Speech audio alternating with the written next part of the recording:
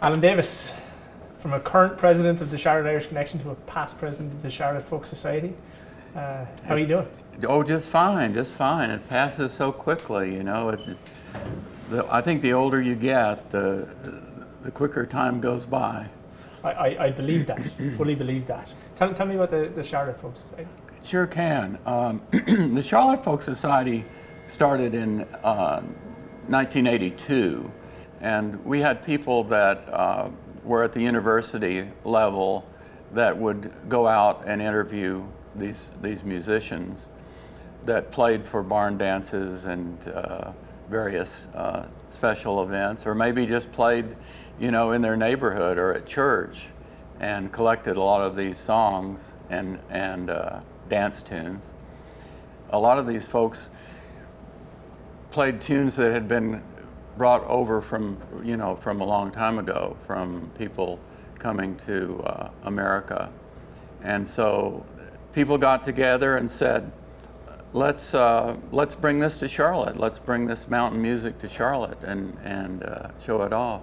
If you Google Charlotte Folk Society, you'll find us there. And we have a lot of resources on the web. We have a lot of music cataloged on it. Particularly, we've got a lot of Celtic music cataloged, and we've got groups that get together on sessions on weekends and on work nights.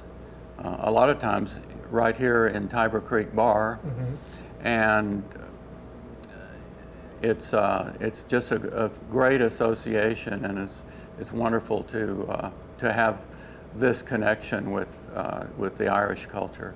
What I hear you saying is that there's this vast history and vast, I suppose, roads that have led to everybody involved in the folk society, from mountain music to Celtic music to mass history.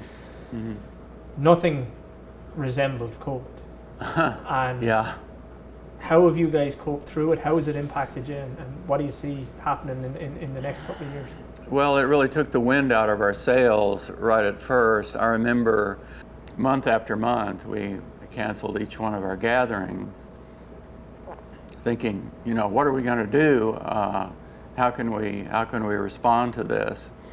And then in October we had a concert at a place called the Enclosed Greenway, which is in Fort Mill, and it was just a wonderful occasion. And so we've planned to do some more of those as soon as the weather warms up. We'll be back at Fort Mill in April and May.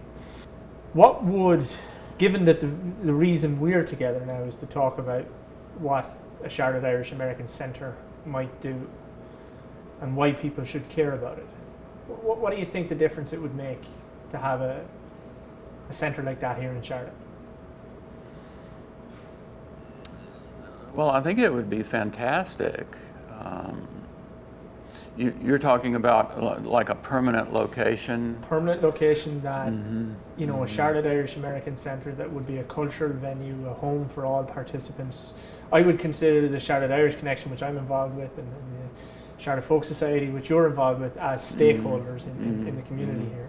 And it would be a home, I suppose, in my opinion.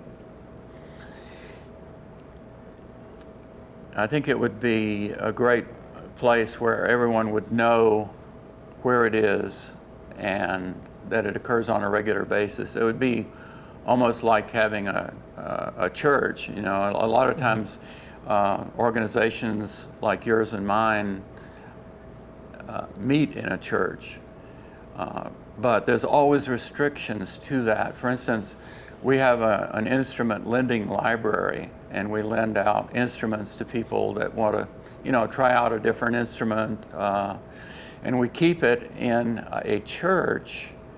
But to access the church now with COVID-19, there's a procedure you have to go through to get there, and they're not, you know, it's not always available. So if you had a center, that's just a fantastic idea. Wonderful. Well, listen, I want to thank you for giving us your time today, and I also want to thank you for everything you do in the community, and I hope as normality arrives at our door, that we can continue to work together and move this plan and vision forward. So thank you very It's much. great. Yeah, you're one of our partners. Very much so. Alan, appreciate your time. Thank you.